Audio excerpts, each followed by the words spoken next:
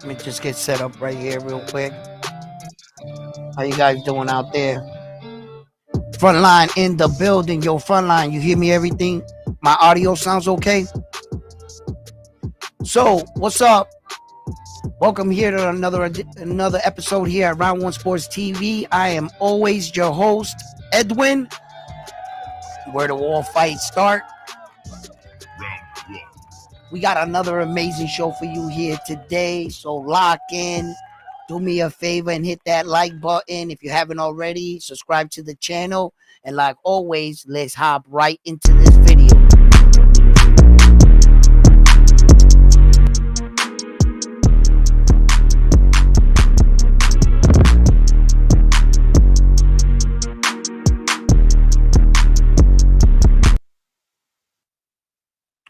What's up, guys? So,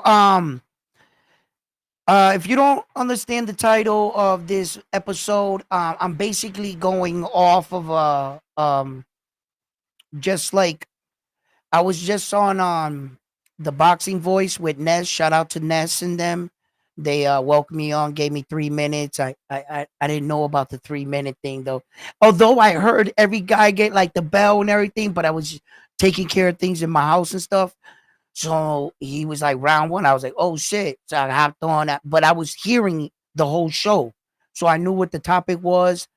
I remember the 5 fighters, and these fighters right here are not fights. I want you to know that are not signed or anything. These are rumor potential fights to um for Bob Arum and the PBC to show that now they're going to start to work together and that they have a stable of fighters and that they're ready to keep boxing alive, right? So to speak. Knowing that Turkey Ali in about 18 months is going to wipe his hands with regular boxing and he's going to focus on his TKO league. So, what is like some of these potential fights? You know, these are not, like I said, once again, none of these fights are sketched in stone, but these were the names that they threw out. So the relationship with Bob Arum and the PBC, and the list of fighters that they threw out there, in no particular order, right? You got Teofimo Lopez, right? And the Russell. Um, that would be for unification. Big fight, big moment, two type of fighters that kind of come forward. Teo fights better off the back foot. The pressure fighter that is Gary Antoine Russell, he works good off his jab, but he likes to lead with power. He likes to like show his opponent he hits hard. He's going to go forward. Teo's at his best off the back foot. That's where he's at his best. That fight is very interesting. Very, very interesting. Another fight that he said and he mentioned was young Xander Zion versus Sebastian Fundora.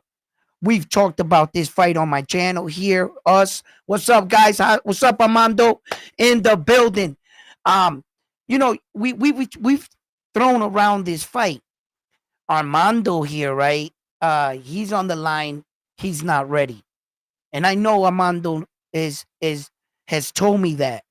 And I can agree with him. There's a part of me that says he's still young. What's the rush? And there's another part of me that says this is an opportunity. You know, I always talked about this on my show. When are we going to go back to the era where it was more important the men you shared the ring with rather than protecting that O? All the four horsemen in my era fought each other. They got wins and losses. These guys are under the impression that retiring undefeated is a prestigious thing in boxing. The most prestigious thing in boxing spoke louder than words just a few weeks ago when Bill Haney came at Gabriel Rosario, and the boxing world came to the Gabriel Rosario's side. Why? because of the list of men he shared the ring with. It's a prestigious record.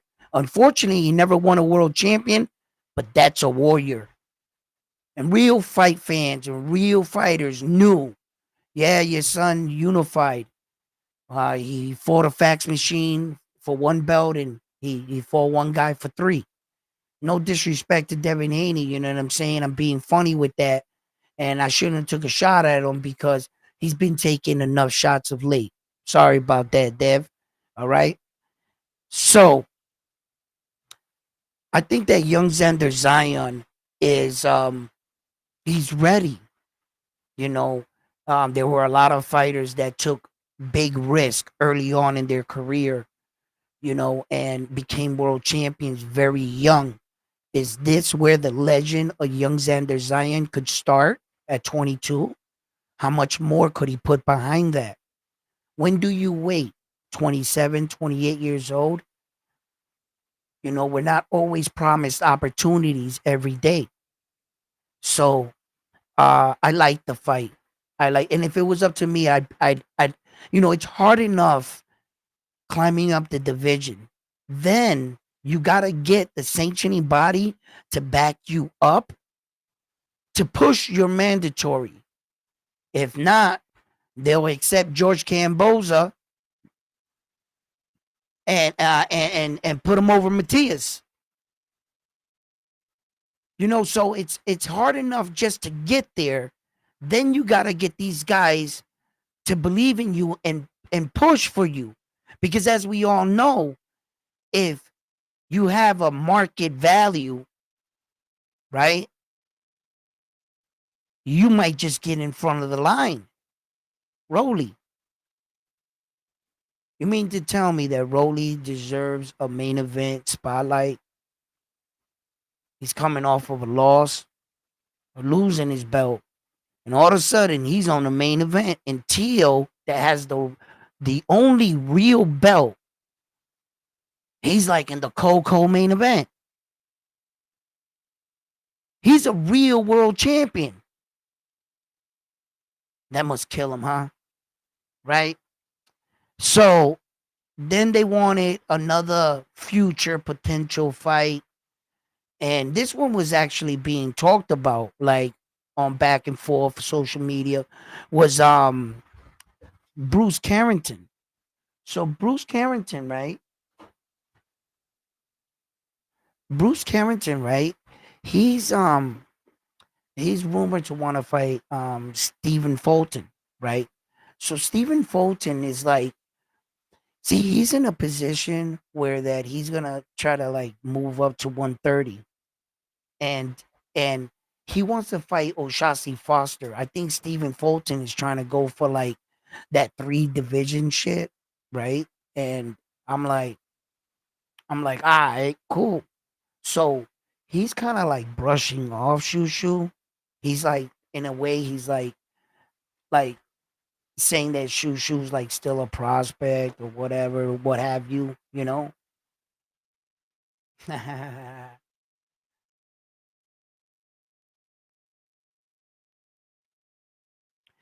And so like I don't know what I feel about that. The fact that I guess Stephen Fulton is not taking him serious as an opponent. That he feels like his career is going in a different direction and shit. Stephen Fulton. So I could see, yeah, he's probably in a different place, but Shushu ain't getting no younger, guys. He really not. What he's gonna be like 28, right? So I think that Shushu's gotta make he's gotta make a run at this, you know. you know, and these are the fights that I'm talking about. These are all just fights, right? That are, you know, it's top rank in the PBC, showing that the future is still bright in boxing, that they can keep it together. Now, my question to all of you guys is, are these fights going to be on one card, or are they going to be spread out for $80 a piece? Are they going to take a page out of what Turkey did and give us the prices for $25. I mean, if you want to combat piracy, it's at an all-time high. I don't know too many people that honestly is paying in for the Javante Tank Davis pay-per-views. So, but at $25 and with no buffering and shit like that, I mean, Netflix is starting to give us these fights for free. Shouts out to Jake Paul. And he has that big girl card coming up right now, and that's going to be a great card. I'm going to be watching, and once again, free. So, although these fights are intriguing, at what price? How are you saving boxing? Turkey came into boxing, and did we just force one of the biggest entities because you guys didn't like change, or you didn't want to release control of some of these things? I mean, I gotta admit, if anybody really does know the ins and outs of boxing, is these guys right here. Bob Arum lives, breathes. If you were to take his blood, it'd be boxing 101. Like, so he has experience with a lot of situations. There's a lot of ins and outs. And I think Bob Arum is trying to tell Turkey he couldn't control it. There was ways, but um, a lot of these guys don't want to give up their place. They don't feel like they should be pushed out. And by making boxing a one like promotion, kind of like the UFC, where Dana White controls all the pieces. He has all the promotion on one side. There's no argument. There's you fight him type shit. But in the UFC, that works because of your small roster. In boxing, that would never work because in order to pull that off, right, you would need a consistent row of five great fighters. You know, the one thing that they start to recognize in boxing is, if you really think about it, how many superstars really are there in boxing? Once you come up with that number, take that number and tell me how many of them are fighting on pay-per-view. And when you're saying fighting on pay-per-view, is he mainlining or is he on the co-main event not getting any of it? You know, so the number starts to shrink. So in actuality, there's not a lot of big stars. I think they need to like bring open boxing back up. Bring it to us for free. Get fans again.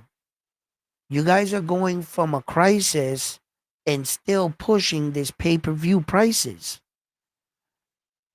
I think they need a steady stream and a platform where these young dudes are getting exposure, but with big main event fights at the end, because it'll make the viewers want to tune in, and why they're gonna watch that main event, that one particular main event, like saying like you could put Lamont Roach on, like, and then some exposure to the others, but it has to be free. You'll start locking in a lot, and it'll speedily get up, and like then the $25 title fights. Put the pay-per-view for $25 title fights, and then like the super fight, you know what I'm saying? That that it's been building, the arrow spins versus the Floyd versus Mayweather, those kind of fights, like the Naoya and Junto and shit, when if it ever gets there, and then you can charge that price. But I think we need to go take a step backwards to save boxing. You're gonna need your hardcore fans and your casual fans a lot to talk about. We have to have either Boxing's not like season. It can really fill in the gap if you plan boxing matches right in between sports breaks when one is connecting to the other like they did.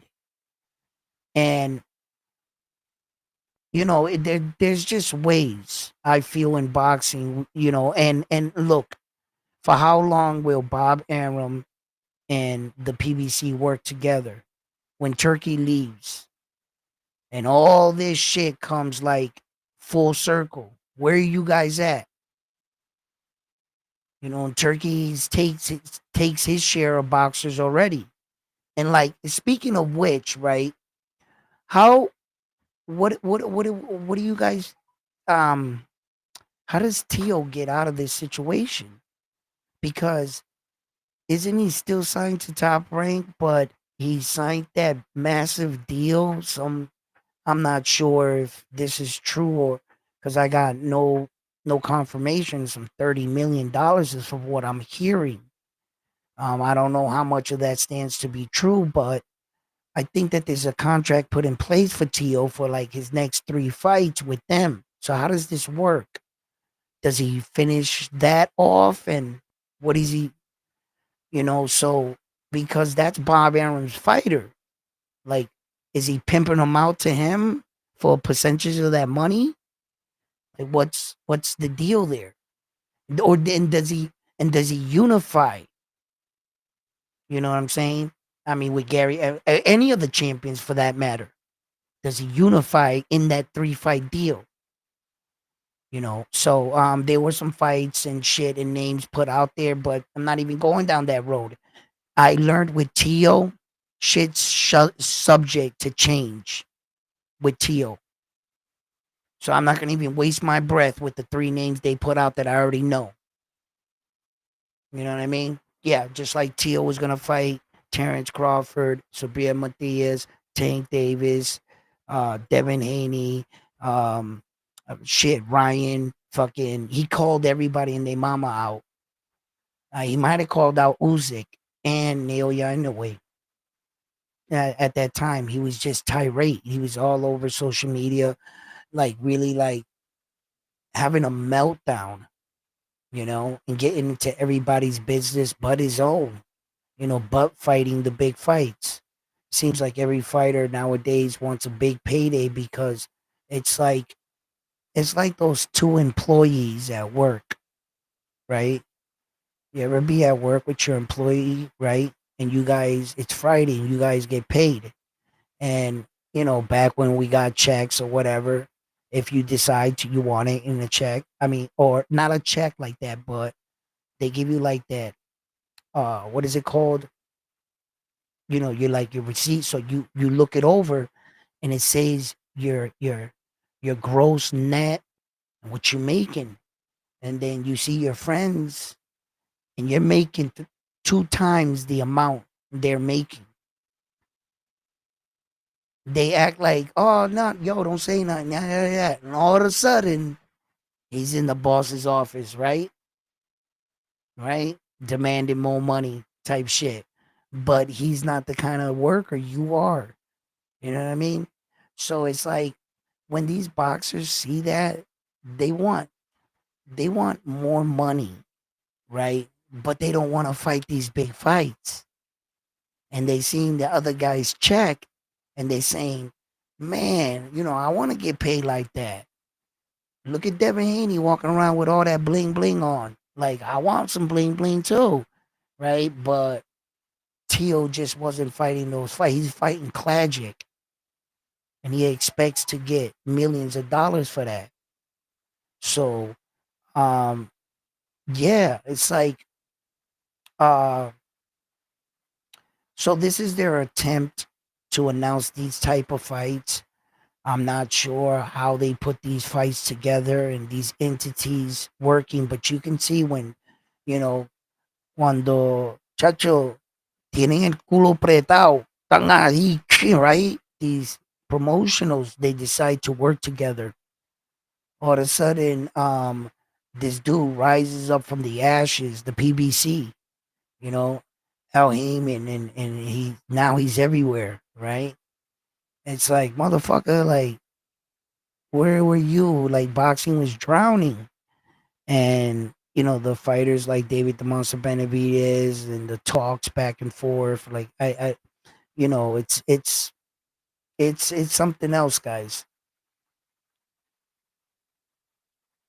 Nah, stop it, guys. Stop it. Yeah. Yo. You know what I'm saying?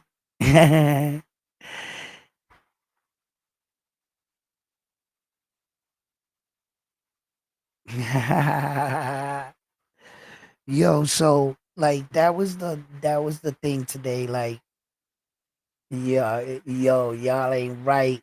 Armando, listen.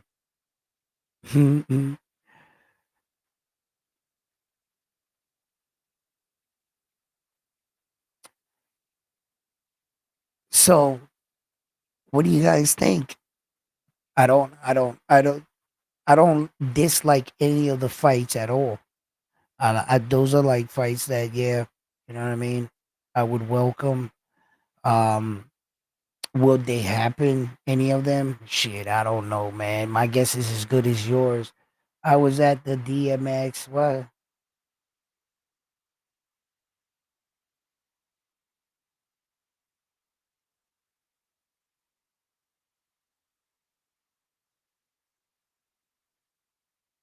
Oh yeah, Keith Thurman got a lot to say about boxing, man. I be seeing Keith Thurman. He's real boisterous when it comes to these belts now. It seems like at some point some of his business and ventures went wrong or didn't go the way he wanted. Uh, Many fight fans will say that one time Keith Thurman, you know, he suffered like his first loss against you. Look, it was a good fight either way. Manny Pacquiao fight. It was a good fight. I didn't think that at that point in his career there was anything he needed to be ashamed of.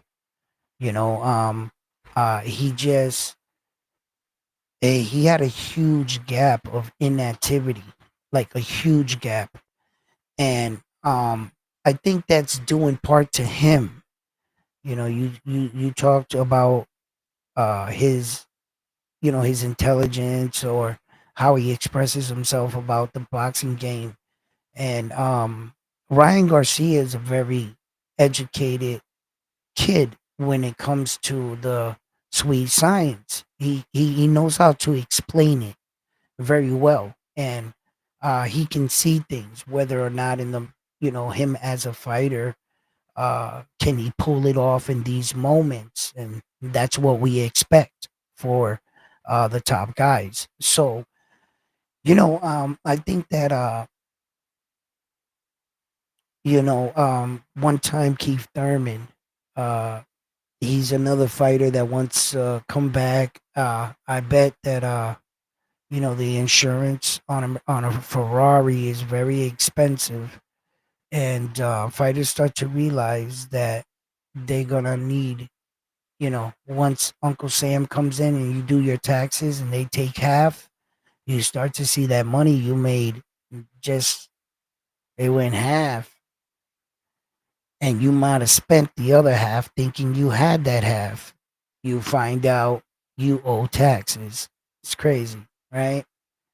So, and all of a sudden you're back in the ring, right? And one time Keith Thurman,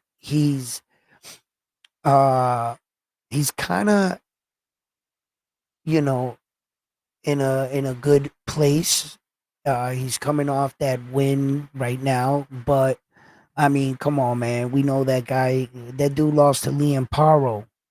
You know what I mean? Like, he was a small guy getting being brought up. Like, so, but let's not look at the negative here. And one time Keith Thurman is finally back in the ring.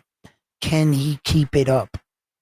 Can he keep it up? Can he like stay active? Whether or not he gets the fight he wants, whether it be like a Tim Tszyu fight or whatever.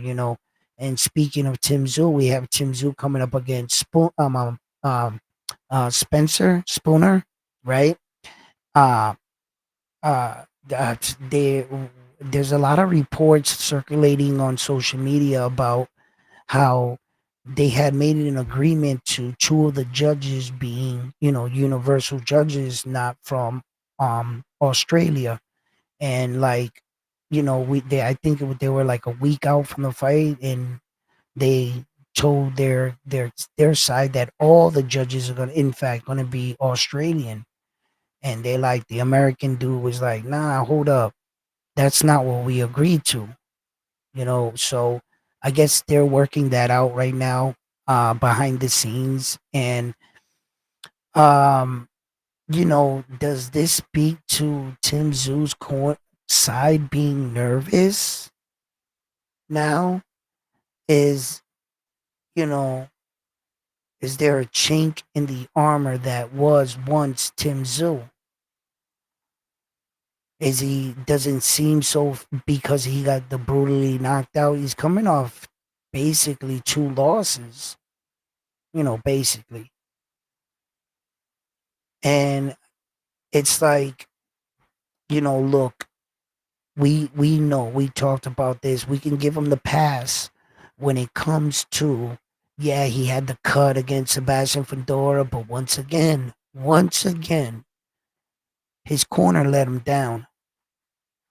That fight should have never hit the fourth round. They should have stopped that by the cut, lived to see it another day. Why did they allow Tim Tszyu to keep the fighter? That's your job as the corner to protect him. And then you guys are gonna like not make the decision. This is a world title fight. Your guys blind. You guys didn't have the glue. I would have just smacked Tim Tszyu one time in the face and told him, "Listen, we don't have the equipment to give you a chance in this fight. I don't care what you say. We'll live to see it another day." Ref, fight's over. That shit happened in the second round.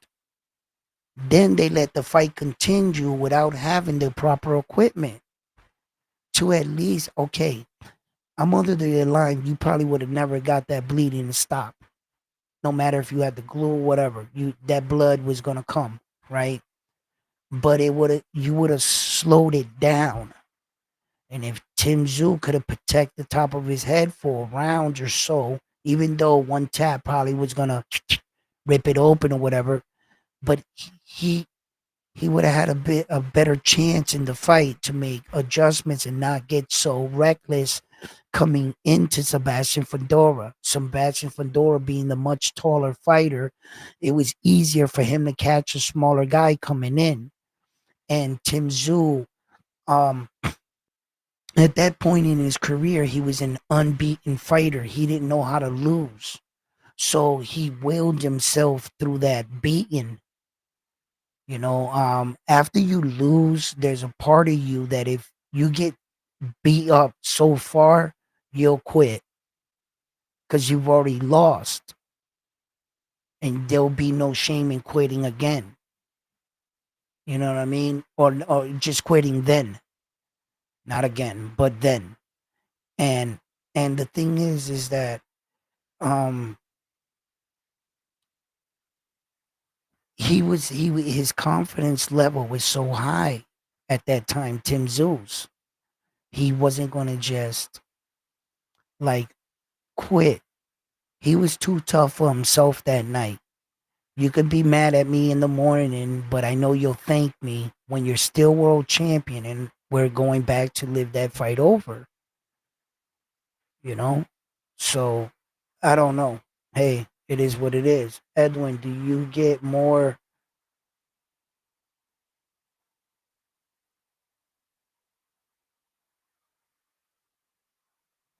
Well, um, that's individual. That's individual. Bang bang.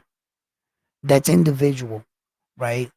Like, I see guys that can punch low to the body, like vicious. It sounds like if that guy hits you, he'll snap your rib. That type of punch. But they can't punch with that same conviction up top, no matter which way they throw the punch. their their their movement that they're doing, they don't understand it. They just flow with it. So they're not able to translate that same shot up top. That's, that you got to train for that and believe in your punch. A punch, really, to tell you the truth, I've knocked out guys with very little effort. Very little effort. His movement was subtle. He was stepping forward. Just that in itself, there's a moment in between there that if you can catch him as he's coming like this and your punch is at its strongest, wherever you're at the strongest, you don't really need to cock back like that, but you need to put some power. Like, your hand is relaxed like this, and I'm not sure if I ever actually hit anybody with. Yeah, yeah. I probably hit people with my best shots, like understanding shots. Like, as I grew as a man and I started to learn mechanics, how to throw a punch, the mechanics opened my eyes that you didn't need a lot of violent, like, you didn't have to reach the further reach back, use your waist. Like, we were always taught, twist your waist, snap your feet, and bang. Just don't throw the punch from the shoulder. You want to snap your body with it. Then later on, other people taught us that wasn't so, right? Good timing, well placed punch will knock him out just as the same way. And um what you would see there would be just right timing, and it would give the impression it was real slick because it was simple. It wasn't violent. So, but that's technique, you see, and mechanics. So, you can develop yourself a stronger puncher. Yes, you can. Anyone can. Once you learn that, how to punch, then there are some men that were just gifted with power. I truly believe that it comes um from inside the body. It's your blood. It's the liquid in your body. That's how I think the best punchers punch. They understand something about uh snapping your body, right, in the liquid through your body, and somehow they're able to, like, move the right muscles or whatever it is, joints or whatever, and hit. The way I discovered that to be true for myself, to get myself to embrace that concept, what happened was, I was playing baseball, and our baseball coach wanted us to hit the ball further away. So we were in this little league baseball park, and he said, I want you guys to believe you can hit a home run. I said, how are you going to get us to do that? So what he did was he went and drove us to the nearby Walmart at the time. Just, the name was different, but just to keep the story going, he got a bat. He drilled a hole in it and he filled it with water, and he put a cork and he glued it and he sealed the bat. There was about that much water in the bat. And the bat, he had an aluminum bat like that. When he had the water in the aluminum bat, he told the kid, pitch me the ball. With one hand, he went, boom. That shit was gone. It was like if he hit a golf ball. You ever hit a golf ball with a baseball bat? That shit'll go flying, right? You feel like a major league baseball player hitting a golf ball, right? With a bat.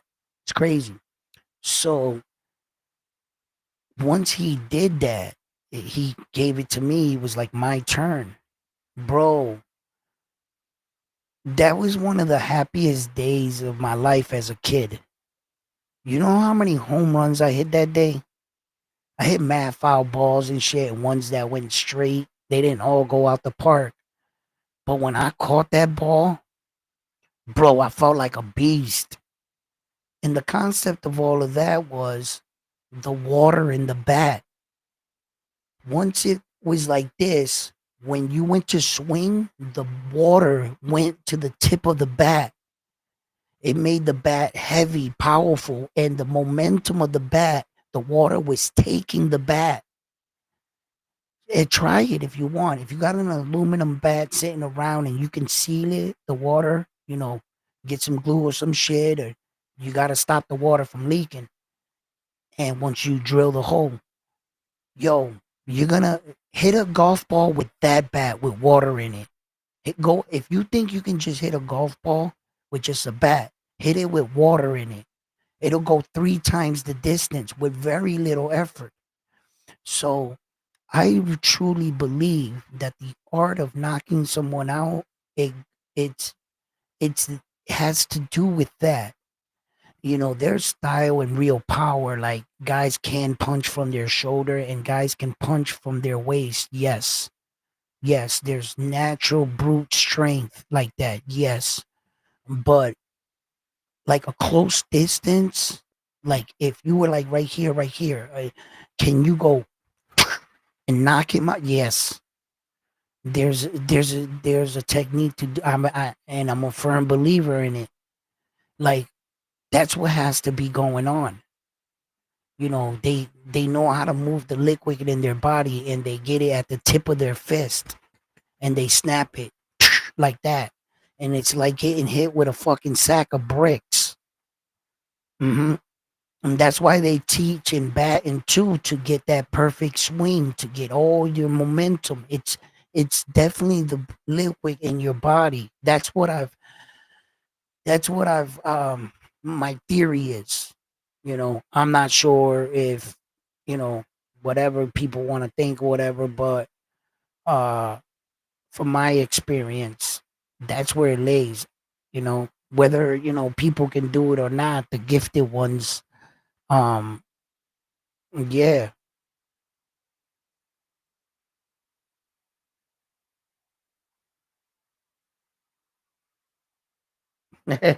Fucking for life.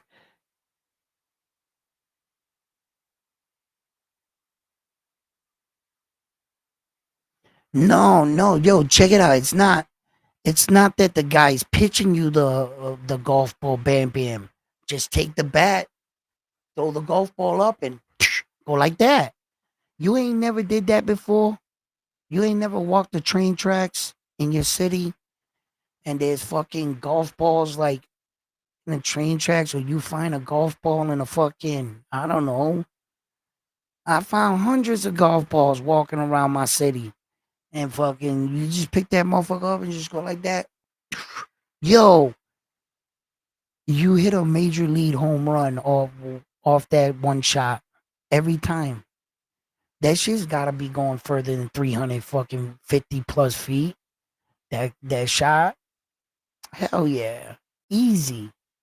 I could do that with one hand.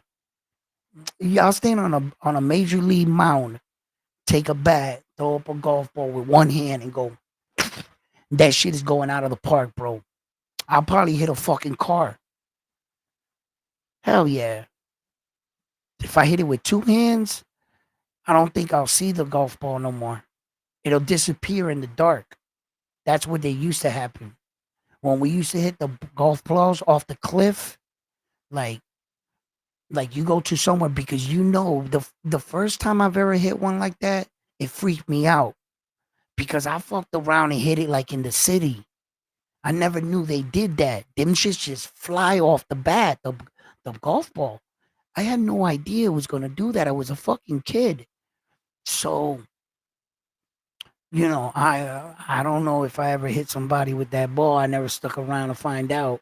So the next time, like as teenagers or whatever, you'll find them. And uh come to think about it, there must have been like a golf range back there that by them train tracks because we used to find them all colors, like the green ones, the blue ones, the orange ones. We would find them, but they weren't like solid. They were like the Nike symbol orange. They weren't like a miniature golf, those colors. Nah, they weren't like that. They were like real golf balls. And we took them to the thing. Yo, them shit. You once you hit it with two hands, you don't see them no more. They disappear fast. They go, yo. You know what I never did? Hit a fucking glow in the dark golf ball challenge. I'm gonna go buy glow in the dark golf balls, and for shits and giggles, I want to crack them.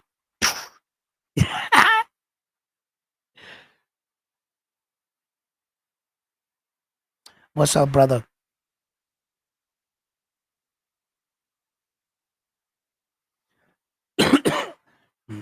Thank you, brother. Thank you. Yo, so like right now we got some big fights right now coming up too. And you know, I was just talking about it, and it's not like per se like a huge fight, but it's kind of like keeping his name alive. Um Tim Zoo. I think he loses this fight. Ooh, I don't know. Well, you say that about George Camboza, the other Australian superstar, and look, he's about to get a shot at a world title. Not if Mayweather has something to say about it. Mayweather went and called him out. Richard Hitchens, yo, Mayweather, don't take my food away, please, please. Begging Mayweather not to interfere. And like these guys said that Bob Arum, whatever. I mean, what's his name? I'm sorry. Ed Hearn has like a backup, and I guess it's Jermaine Ortiz, from what I'm hearing. So even if he doesn't fight, like let's say George Camboza, he's still gonna avoid Subria Matias. And from what I'm hearing, um, something within the IBF structure that once you become this world champion, there's a window that you can kind of pick within the top 15 ranking, but their name has to appear on the top 15 ranking. That's why I think that they put George Camboza there and as number three because they can prove, look, his name is right there. He has the right to pick him within this window, within this window of the time that he got the IBF. Now all of a sudden they're enforcing this law where Richard Hitchinson gets to pick a voluntary title fight before honoring the mandatory, which is like complete hogwash to the IBF's way. Because when they took the belt from Usyk and they told him, "Are you going to fight Daniel Dubois?" And see, Usyk was locked into a a rematch clause, right? But you gotta understand the rematch clause is the fighter's business. That is your own personal business. You didn't check in with us. Um, you should have not let the night not go your way. That the fight was scheduled and the fight was approved by us, not your rematch. So when the IBF interjected and said, well, we have a contender that is requesting to fight you.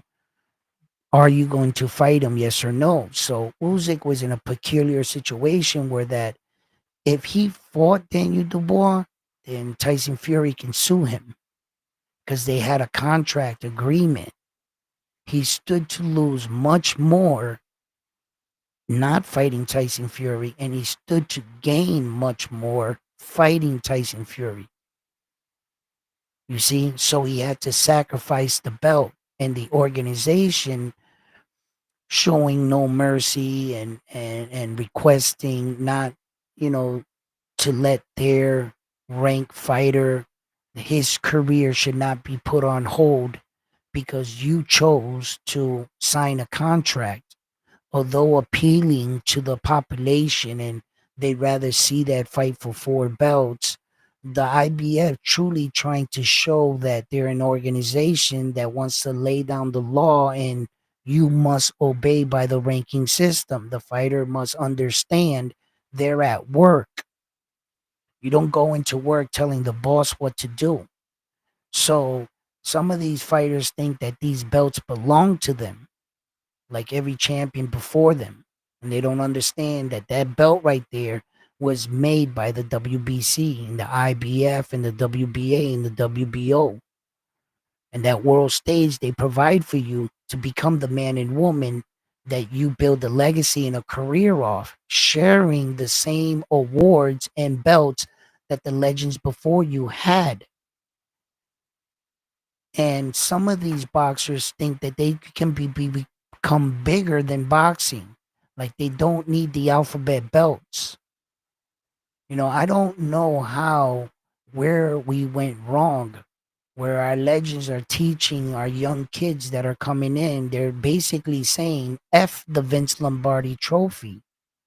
No, I don't want to win the NBA championship. The NBA championship is garbage because I can play in the NBA and just I can be Charles Barkley. That's not going to work. And when some of these men and women that buy into the notion they don't need the alphabet belts and that they can, great for you if you can pull that off and have success. But at the end of the day, when you retire, where's your hardware? What did you do? Oh, what was that? Excuse me. You broke box gates. You broke the live gate. Congratulations. How much money you get for that fight? Oh my God. That's a lot of money. Okay. So yeah, I see your Rolex and your Bentley right there. It's pretty cool, man. Okay, so let's talk about real shit. So how many champions did you fight? Excuse me? How many divisions do you have? What was that? I said world titles. How many world titles do you have, sir? Huh? Come again? And they quickly gonna find out that although in the moment they were probably at the height of the boxing world, Jake Paul, but will his name live on in immortality? Hmm? Or will it just be in the moment? And I'm not putting him down. No, I'm not. What seals you as a fighter and what solidifies your hard work, what tells the people that you are at the top of your sport are these belts. That signifies your hard work. When you see the man with a belt on, he doesn't have to say anything. First word, oh, you're a champion, what or what? If you're not familiar, but that's good. You're gonna be like, yo, you're a champion. Like that's what that's what that says. And you're at the top. How many of those you have? How many divisions did you do it in? How good of a champion are you? Then you get put in different conversations. You see? So it's it's it's good for boxing when we get unifications. Sometimes, some of these boxers, they walk a different path. Some of these boxers are not in it for legacy or legend, they're just prize fighters. And sometimes that can get, some of us pissed off because this prize fighter may be good or have a belt and he's not fighting anybody and he's just putting on good shows and we like to support him, in which there is nothing wrong with that. I believe you should be able to support the fighter you like for whatever reason you like. Every fighting fan doesn't have to be a hardcore fighter or nut or anything. Can't we just like a guy? Is that wrong to support someone? Just, you don't have to be a boxing historian to be able to speak up about a guy, a fighter you support. And why should you be bashed for that?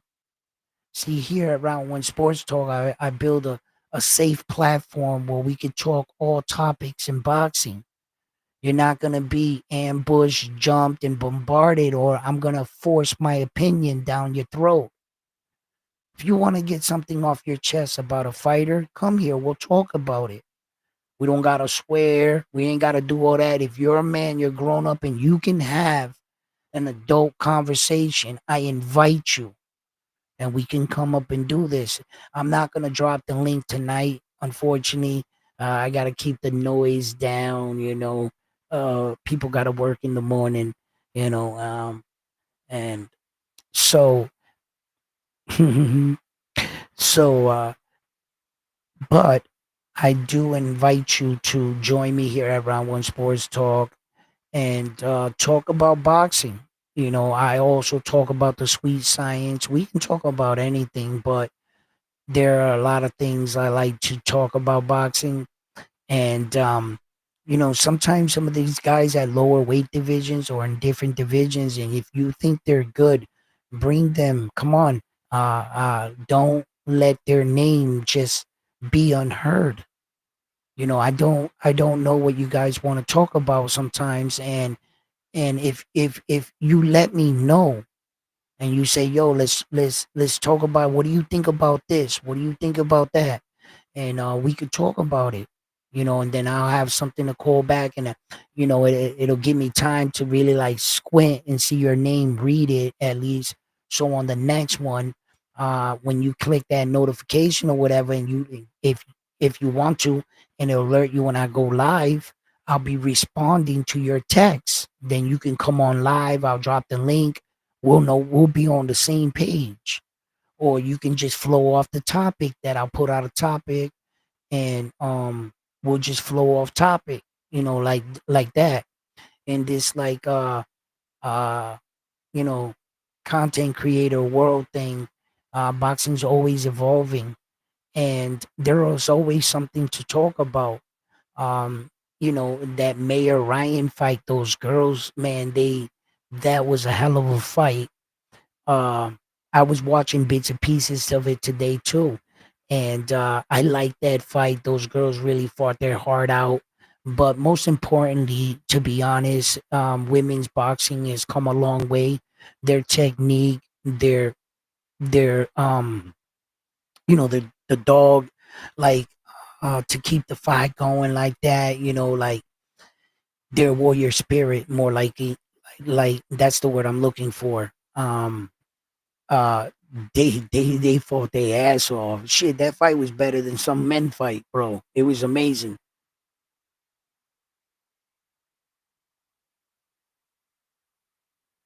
I want to see Nakatani versus Fulton.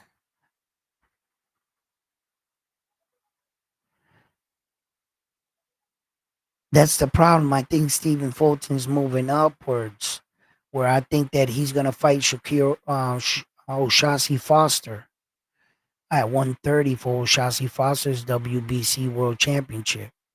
And I think that the only reason why he's making that move, because I think that people are starting to anticipate the arrival of Naoya Inoue to the 126 pounds. Once he does that, he's rightfully so. He's going to be standing there with that belt. And if he leaves at that point, then people will say he was ducking Naoya Inoue. By Naoya Inoue not being in the division yet, he can't get that credit if you're not in the division yet.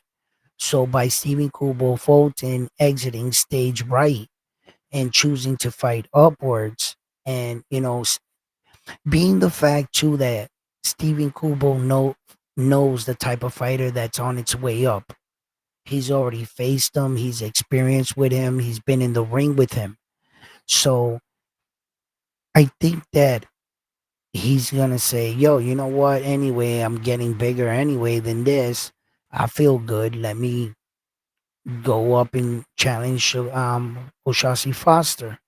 Now, if Oshasi Foster moves up, there's another situation because on the tail end of that, Oshasi Foster himself might move up. Then I think he's gonna have to fight Vargas there, Ray Vargas. He's the Mexican skinny kid there. I think Steven Kubo Fulton would have to fight him because I think he would be reinstated to champion in that situation. I think that that's the way probably the WBC most likely is gonna go with it. Yeah. So with fighting with Nakatani and what you say there, Fulton, um uh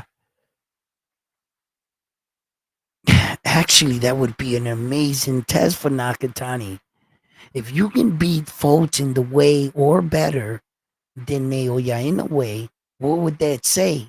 Like in the build up towards their kind of fight. Like in actuality, like it kind of would be like what Nick Ball tried to do with TJ Doheny, but on a much higher skill level because Stephen Kubo Fulton is a better skilled fighter, not known for his power, but Nakatani being the next Japanese superstar, hot right now, very explosive, very powerful, um, and he's coming into his own as a fighter as well. Stephen Kubo Fulton fight would be very challenging, I believe, for Junto, but the way that Naoya Inoue dispersed of Stephen Kubo Fulton was going to give you an indicator, and I see where you're going with it. Like, just like the Nick Bone TJ Doheny situation, right? So great fight. Uh, yeah, I welcome it now more, breaking it down, thinking about where everything. Yeah, yeah. Now you're showing me that Junto is preparing and it's going to be a good match. That we're not being blindsided or fooled when in actuality, Junto's competition was it that of the kind of guys Naoya was fighting? And is he looking this way because he's fighting those kind of guys? You understand? And then you get this misperception of a fighter, and the minute you guys put them in together, you're like, oh shit, and you see the gap in skill. You don't want that to happen. Many fighters that have come in to fight Naoya Inoue have experienced exactly that. But it's too late at that point. At that point, the man is standing in front of you, fucking trying to punch your head off your shoulders, and you're like, oh shit. Everything they said about the man, everything is all true. But at that point, it's just a little too late. You know what I mean? So, Shushu Vargas fight, I like. Um, there's a good fight. There's a good fight.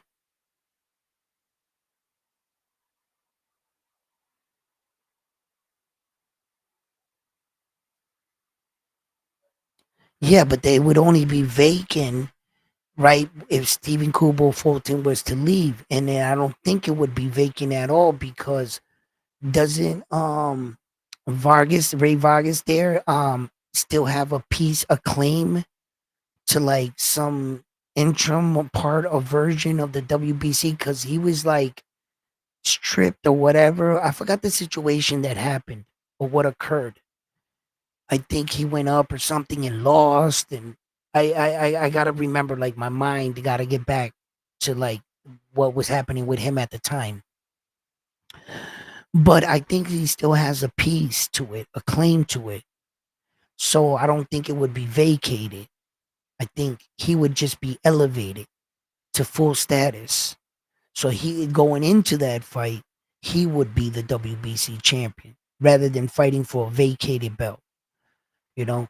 And I'd rather fight a champion anyway if at the end of the day when my career's done. You know, it says something when you look back at the person's resume and it says, okay, you fought for your first, second, third world title. It was a vacated title. You didn't fight any champion. You're gonna fight a championship fight, but you're not gonna get credit for fighting a champion. You might as well let the guy have the belt and go into the fight and knock him out. Now you become champion by defeating a champion. So your belt on that night is solidified among champions. Now there's a second part to that. Now you have to defend the belt at least once, just once. So now you completed the ceremony as far as a champion. That's a complete champion right there. There's phases to it. Just like there's phases to get to the super belt, they treat it the same way for the WBO. You got to defend their belt 5 times to make that a super belt. And then everything turns gold, the white lining, it's all gold and shit. And you get the plaits filled in, more diamonds on it and shit. Yeah, and you get just like the WBA. You got to defend it 5 times to get the super. You see? So they treat it in the same format. You see? So, yeah. Ball versus Shushu. Shushu was hinting to that possibility of fighting Nick Ball, whatever. He called out basically all the champions. I do know that Shushu has publicly come out and say on May 4th he's going to be in Las Vegas to witness um, Naoya Inoue's fight. You know, I would like to go out there, see if I run into him and get a few words and where he feels like with some of these names, because I can already see that Stephen Kubo Fulton already like, you know, I don't think he's going to fight him. Well, money can change anything. So you say one thing 1 minute, next minute, yup, I'm fighting Bruce Carrington. Yeah, that check looked right. You know what I mean? So it is what it is, right? Am I right? So yeah. Uh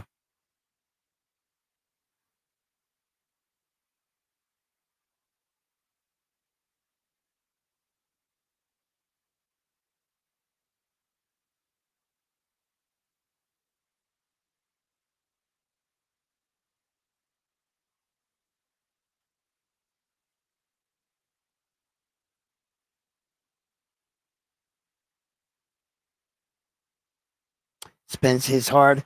Yo, it seems like all of a sudden over there in that Tim Zoo side, they're starting to get a little cold feet, if you know what I mean. You know what I'm saying? Trying to sneak in 3 Australian judges at the last minute type shit. You know, that's but what does that say? It kind of like gives me the impression they're worried. I'm not gonna say they're scared. I don't think that Tim Zoo's scared of any man. And I think these guys are warriors. I think they're not trying to leave the fight up to chance. You know what I'm saying? That the only chance you have, you would have to knock out Tim Zoo type fight. If you go the distance, guess what? You're not winning. You know? They're prepared to do the Italian heist type shit, the great escape, you know, uh, with the victory. So we'll have to see. We'll have to see. I hear my dogs barking. I'm watching my camera. It's raining out tonight. Make sure none of them brown bears come back. Sometimes right around this type of year, like the deers, they run in the back of the woods, and there's like a lot of woods where I live and shit.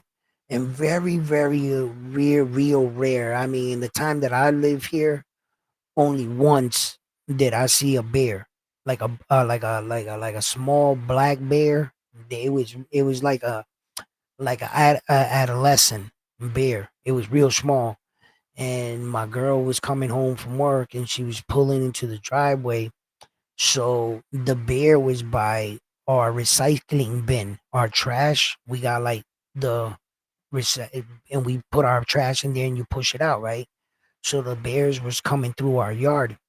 She calls me. She's like, "Yo, there's a bear in our yard." And I was like, "A bear?" So I go to the window and I move. It's yeah, it is a bear, but it's a little bear. It's a little bear, right? And then all of a sudden you see a second one start running behind it. There are two of them, and she's like, "Come out and save me." Psst, I put my hand to the glass. I was like, "Yo, I'm sorry I had to be this way, right? But listen, one of us got to live for our daughter, right? Why should we be both bear snacks? Like, it doesn't make any sense. If you're gonna go, you're gonna go, right?" So she's like, "Fuck you, stop playing around."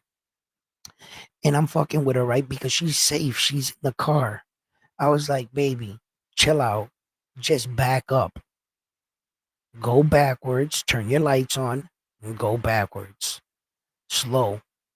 And the bears got the lights and they ran. And then all of a sudden, you see them running off. And I was like, "Now pull in. Now get out the car. The bears are behind you." She's like, "Fuck you, blah, blah, blah." Listen, yo, right? And hey, I gotta pick and move on my shots and get my opportunities in life with these women with these jokes because they got jokes, right? So yeah, so I heard the dogs barking. I think that there'll probably be like uh, I got like a raccoon, and I got this one skunk every night. They know they on the camera. They know because he comes to the same camera every day. The skunk, and he does a circle thing, and I think he knows I see him, and he's like circling around. I think he's actually giving me the finger, going like that, right? But I can't see his little hand. So I'm telling you, it's like clockwork, right? Today, I say about 12, 15, 12:30, he gonna come out, and you see him doing then, and like in my head, the little music comes on, then, then, then, and he gets under the. I got like a ramp for my daughter's chair, and he goes under it, and there's no trash there. There's there's no vegetables. There's nothing there. That's just concrete. So he takes it upon his day to come in the camera system to taunt me. Then he maneuvers to the front of the house to make his way to the trash bins. And then like I got the nice sealed containers now, so they can't get in. But I be messing up sometimes. And I'll tell my wife, the wind blew it open. Bullshit. The wind can't blow that shit open. Not the ones we got. Mm-mm. Them shits is like raccoon proof and shit. I'll be leaving it open. And then I'll come out and there'll be shit everywhere. Like fucking everything we ate, a chicken bone, Chinese food, whatever. It'd be all out on the I got to clean that shit. So I know he be taunting me. He comes out. So I'm gonna I'm gonna get him. You know what I'm gonna this is what I got for that little skunk and the little raccoon that be fucking with my trash all the time. I had to take drastic measures.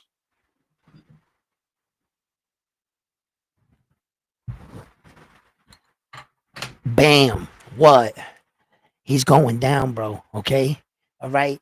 If you don't know, okay, I'm packing. All right. This is for that skunk. What you think I'm playing? Huh? Yeah, yeah, we locked and loaded around here. He's going down. What? Hold up. I think I hear him right now. Hold on. I think I hear him. False alarm. All right, listen. I'm waiting for him tonight. Tonight's the night. It all ends tonight. You know what I'm saying? I'm gonna run out there. Come on, skunk. You wanna meet my little friend? Huh? Yo, listen. We like hold on. Oh, what? Oh yeah. Well, how do they go? Oh, you can't see it. Oh yeah. Oh. Oh, we got where the scope is working. And of course, silent night. Oh, you know what I'm saying? That suppressor is on there for a reason, okay? You don't want to wake up the neighbors. You know what I'm saying? I'm gonna have to get rid of the body later, bro. I'm gonna have a couple raccoons and skunks. Finito. You know what I'm saying? Nah, it doesn't shoot. It's just a goat gun. It's a model gun. Like for all my Call of Duty heads and shit, we be rocking. If you ever got sniped from like a tower or you got jumped by some dude and that was probably me. I did it.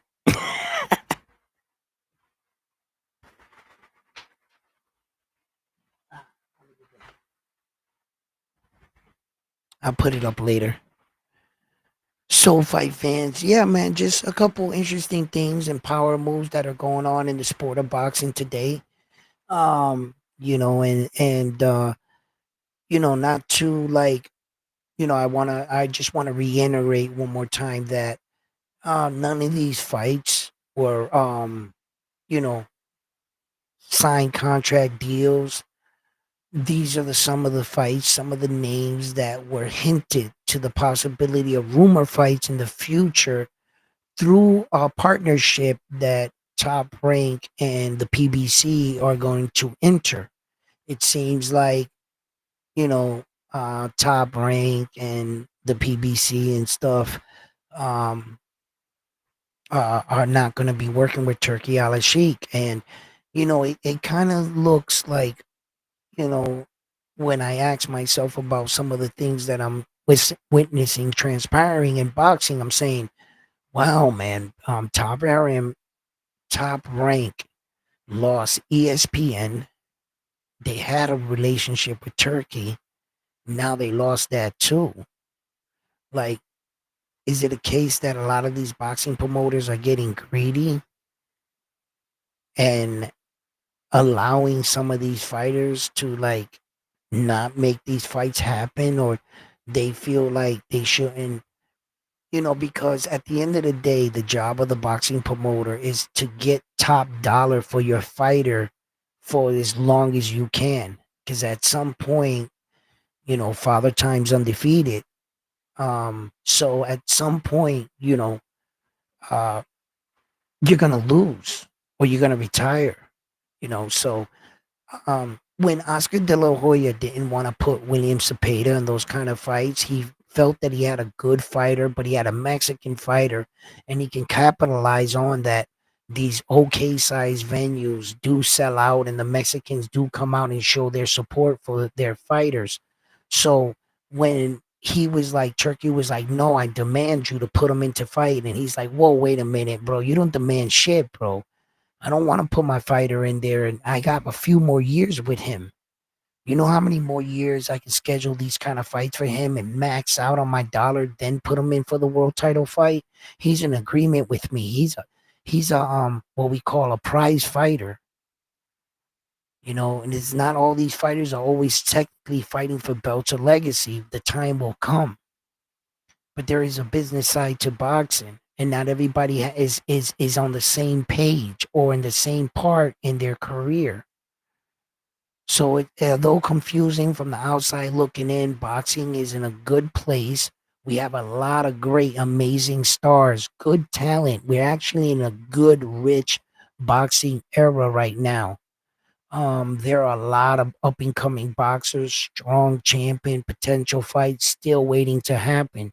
And though I am a little pissed off with some of the fighter situations, such as Tank and Tio and so forth, there can be some frustration. I gotta remind you, they're still here.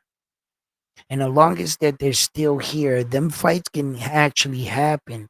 We've seen some fights develop 7, 5, 8 years too long in the making, but we can look back and honestly say we saw the fight.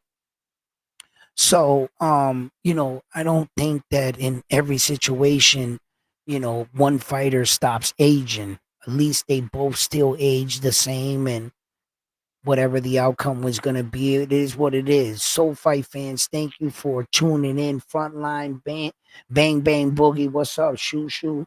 Saw the Matias interview. He's going to what? Going to be at the fight. Yes.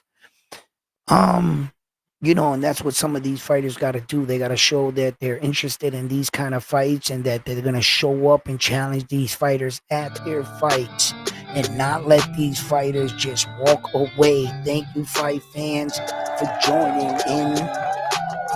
Do me a favor and hit that like button for me. I had an amazing time on the show. I hope you had an amazing time here at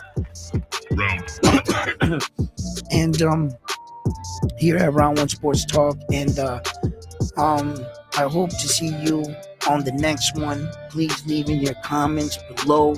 Let me know what you want to talk about. If you have a special fighter that you have your eye on and you want me to give them a shout out, you want me to talk about your fighter, leave it in the comment below for me.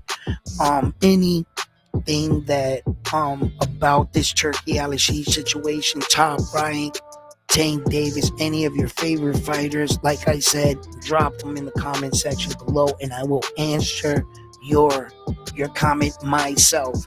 So Fight fan, I'm on to the next one after this one here at Round One Sports Talk. You guys have been amazing. I'm your host. Peace. And I'm out.